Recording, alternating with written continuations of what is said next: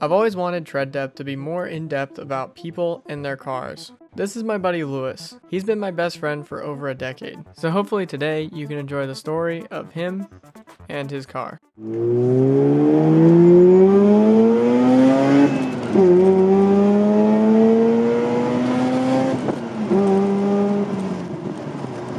My name is Lewis, and we're driving my 2006 Mazda Rx8.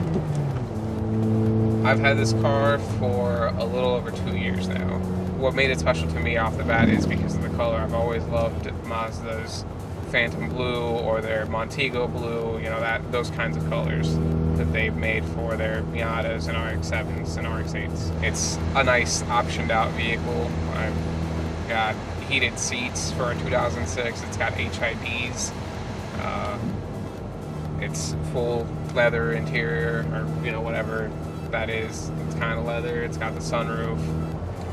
The reason I bought this car is basically my wife, who was my girlfriend at the time, we talked about it, and we both used to love going off for late night drives, but I had sold my previous car just because I didn't feel like I needed two cars, and so we decided, let's get another car, another fun little project / weekend car that we could modify together as, we owned it and as time went by and everything.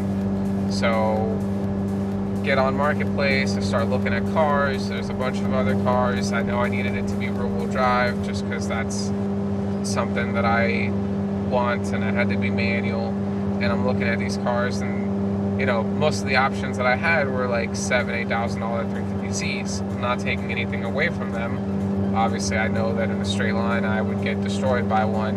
And then, funny enough, as I'm searching Marketplace, I see this car, and I'm like, wait a second, I know that car. It's my, one of my closest friends' mother's car. And so I immediately called him, and I was like, hey, tell her to take the ad down. I'll buy it tonight.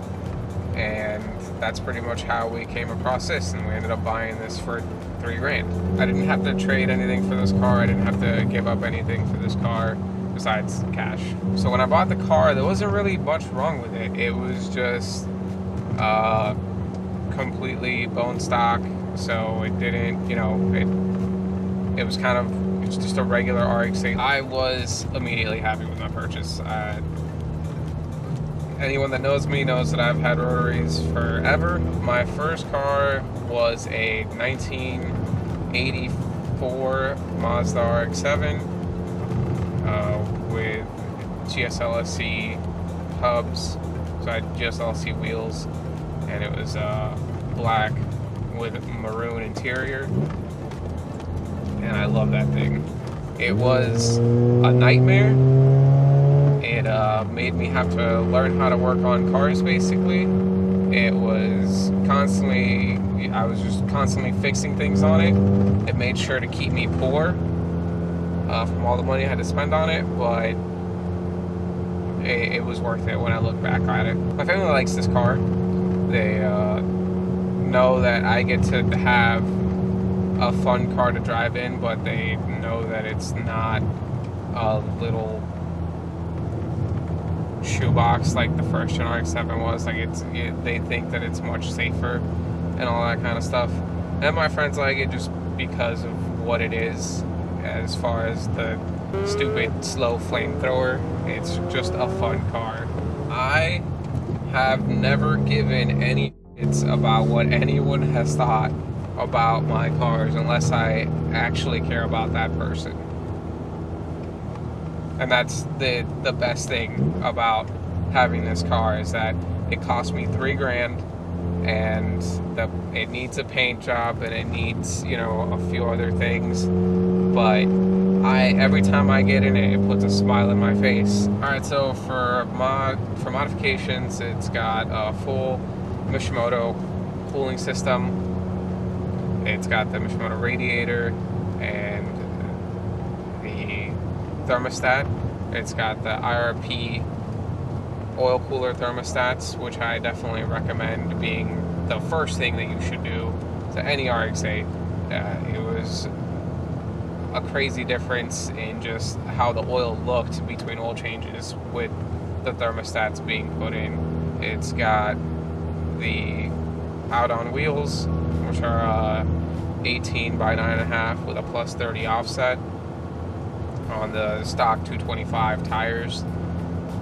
So it's got a bit of a stretch, and it's lowered on Eibach lowering springs, and then the party piece being the catless mid pipe with the HKS high power single exit exhaust. Because to me, rotaries just don't sound as good when it's a dual exit. It always sounds better to me when it's a single exit, and it shoots stupid big flames, and I don't need any sort of tuning for that or anything like that. It was literally just bolt that in and then scare the shit out of everyone that I drive by whenever I shift. And as far as modifications for the interior goes, there's the Mishimoto shift knob and the Momo steering wheel with the Daike Boss hub, so that I could still have all my functions, my horn, my turn signals, and the airbag delete wouldn't cause the airbag light to come on. Oh, and I've also got the eBay lip. Yeah, I'm very happy with the modifications that have been done to this vehicle. I feel like everything done to it has improved it, whether it is a looks thing or just a driving feeling thing. So to me, I'm not complaining. I haven't had any regrets about any of the modifications that I've done. I truly am happy with everything. Looking back at it, I don't think there's anything that I would have done differently. There were other cars that I was looking at, but they were literally like double the price.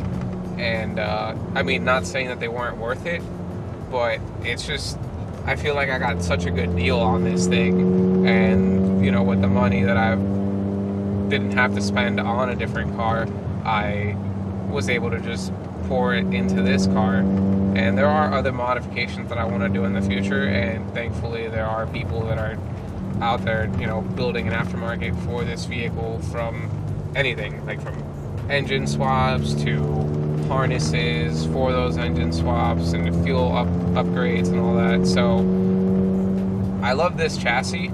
I think it's a great chassis that I was able to pick up on, and it's such a cheap vehicle. And even now with inflation and all that stuff, they're still going for cheap. And it's a great handling car. It's a fully adjustable camber, caster, and tow, which you don't get that from a lot of cars. So as far as suspension and handling goes, there's no way that you could buy a better car for $3,000, is the way that I feel. And as far as everything else goes, you could always make a car fast. You can always build a car to be faster. Not saying you can't build a car to handle better, but you're always limited by the chassis, and this chassis is a really good chassis. So everything else can come in the future. As far as me, I can have all the fun I want in this car that probably doesn't even make 200 horsepower, and have a smile on my face every time I drive it. As far as future plans, I would like to upgrade more suspension parts, coilovers, bushings, stuff like that. And as far as power goes, I'm still debating. Like, there's so many options that are coming about now. Obviously, there's me being me and wanting to keep it rotary. I would like to have a 13B REW swap into it. I know that gets kind of expensive. Then every swap that I can think of is going to get expensive. So, it's just going to get to a point where I'm just going to have to pick one and, deal with it, and just sit down and think about which one I would rather have the most. I definitely do want to get it painted before I do any of that stuff, though. It definitely needs to be brought back to, like a factory showroom, Phantom Blue. So yeah, that's definitely like the first big thing that I want to do before before I do anything else that's crazy. I have no idea how long it's going to take before I get this car painted. There are other things that I, am more focused on with the rest of my life. It will get painted eventually, but I have no idea. I don't know. I plan on keeping this car forever. There's been a few things that I've, a few memories that I've made because of this car, and because of that, it's something that I want to keep forever. As far as memories that we're talking about, it's mainly like this car was a car that I bought together with my girlfriend at the time, who is now my wife, because we enjoyed going out for late night drives. It was just something that we did when we first got together, and so we started doing that all over again. And one of the things that we did was, when I proposed to her, we were out on a late night drive, and we pulled over, and there was this just beautiful little backcountry road out in the middle of nowhere. We pulled over, and it was just a clear night under the stars, and I proposed to her. And because we were in this car, to me that's one of those things that just has a lot of meaning to me. So I don't see myself ever getting rid of this car. Would I recommend buying an RX8? Yes, I would if you are not planning to use it as your daily. And I would if you're understanding of the fact that the aftermarket, even though it's decent, it's nowhere near what it's going to be for any other car. You can't be comparing this to a 350Z, you can't be comparing this to an S chassis. You can't. People are just now starting to make swaps available for it, and there are people out there that make complete harnesses so that you can keep everything looking as stock as possible.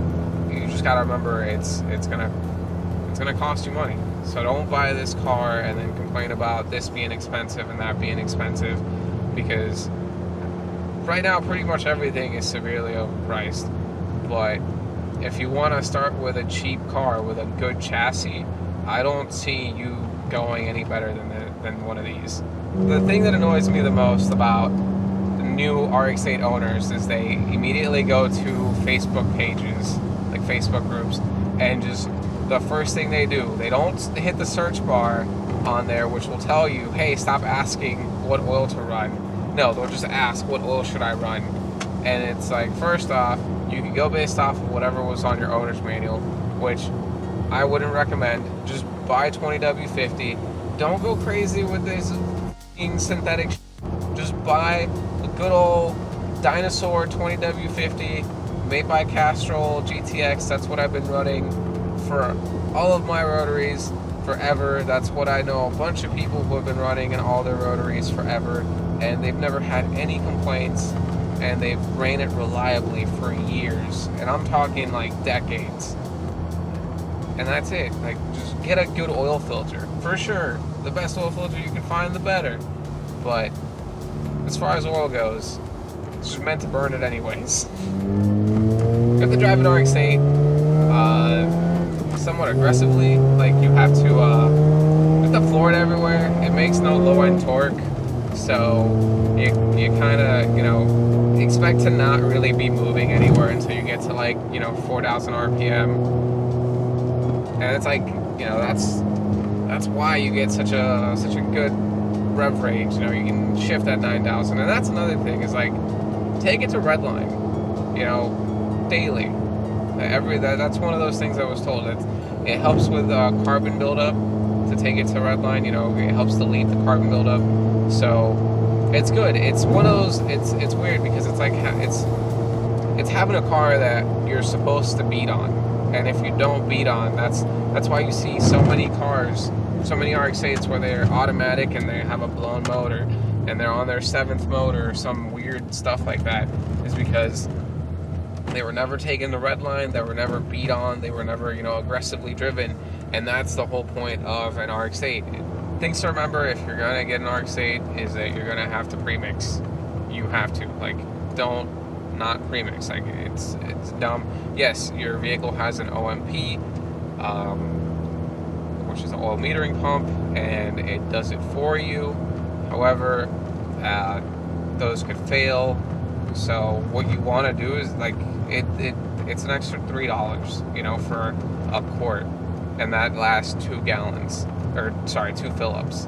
And, you know, you get people out on there and they're going to be like, oh, use the Idemitsu rotary racing oil, blah, blah, blah, this and that. Like, dude, I'm not dropping $12 a quart or whatever that stupid is. 2-stroke is 2-stroke. Like, this, it's going to burn it. The whole point of it is to lubricate it and then shoot it out.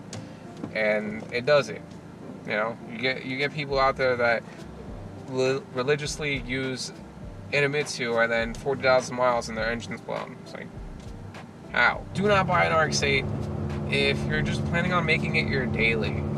Don't buy an RX8 if you, one, don't have the resources to upgrade and update stuff.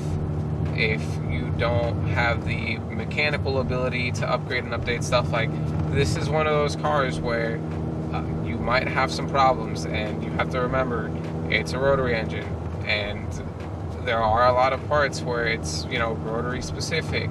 So you're gonna be chasing after spark plugs that cost a lot of money, or you're gonna have to be upgrading ignition coils and, you know, all this kind of stuff. And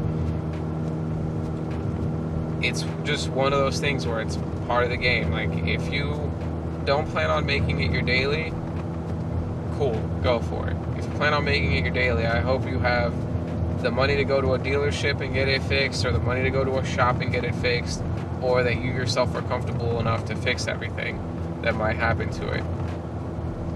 I've been lucky where I bought one that I knew had been taken care of, you know, by the previous owner. So it doesn't need a lot of maintenance. I've developed a few oil leaks. I literally just have to stop being lazy and find the time to fix those leaks. But other than that, everything else on this car has been great. You know, compared to what I see on these Facebook groups and all that stuff, where these people don't know what they're doing, so they're constantly asking, you know, oh, what's wrong with this? Oh, what's wrong with that? Oh, I have this code. Oh, I have that code. And it's like, if you're not ready to dive into it and, you know, figure it out, I would not recommend buying this car. It's not gonna be a car that's like immediately just easy to fix everything on. The worst thing about owning this car is, since I've owned other rotaries, is just like, I'm always just eyeballing the coolant temperature. With an RX8, I'm pretty, like, I know if I overheat it, like, that's it. It's not you know, you can come back from this. Most of the times you just can't. And then this thing has like 155,000 miles on it right now.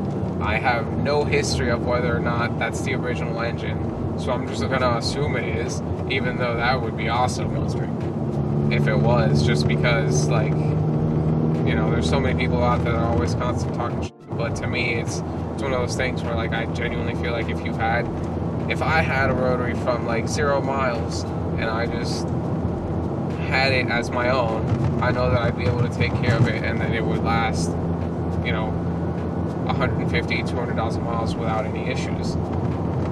Obviously, I've never gotten to that point. I've never had that chance, so I can't prove myself. The best part about this car is the HKS exhaust. I love the way that it sounds. I just love how it's, you know, a flamethrower. It just gives it a whole new life. Like, the stock exhaust is so big and so quiet for the car, and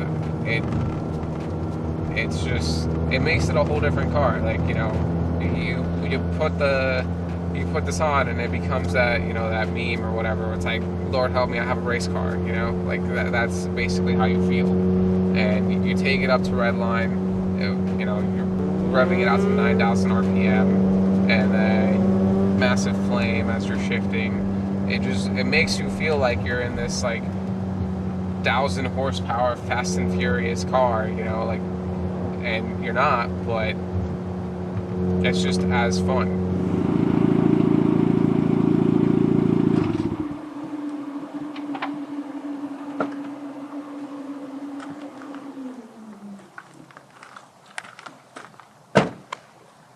So that's my 2006 Mazda Rx8. Let us know in the comments if you want to see more of this car and what we end up doing with it as far as modifications go. If you like this video, don't forget to like and subscribe. Thank you.